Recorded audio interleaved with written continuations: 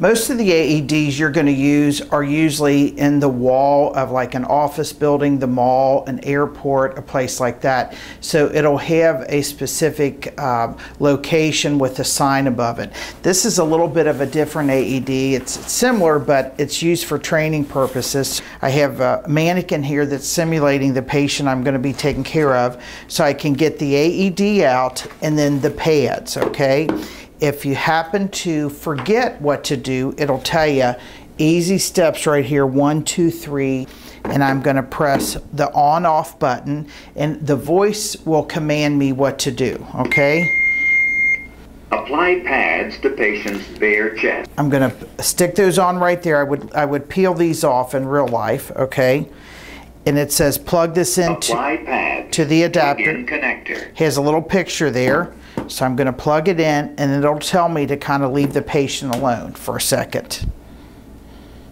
Analyzing heart rhythm. Do not touch the patient. Shock advised.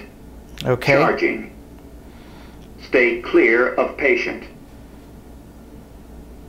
Deliver shock now. Press the orange button now. I press where this orange flashing light is. Press that in. Make sure nobody's touching the patient. Shock delivered. And it tells me the shock's delivered. And then begin CPR. It's reanalyzing the rhythm, so now there's no more shock advised. So then I would go ahead and resume CPR and continue to do that until EMS arrives. After 5 cycles of CPR, I could go ahead and reanalyze the rhythm again, but there's nothing better than just doing good old-fashioned CPR on the patient.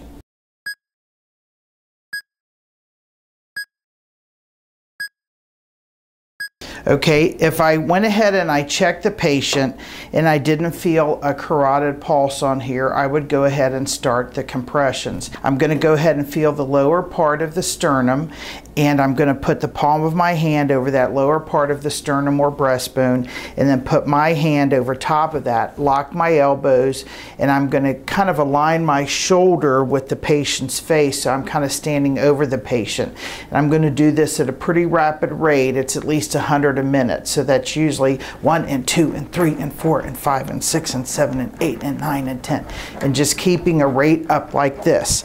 And the only time I'm going to stop this, as CPR classes will explain this to you, is if I'm exhausted and I can't continue, or if somebody else there can take over for CPR, or when EMS arrives and they take over. You really want to continue CPR with minimal interruptions to allow for the most perfusion of their heart.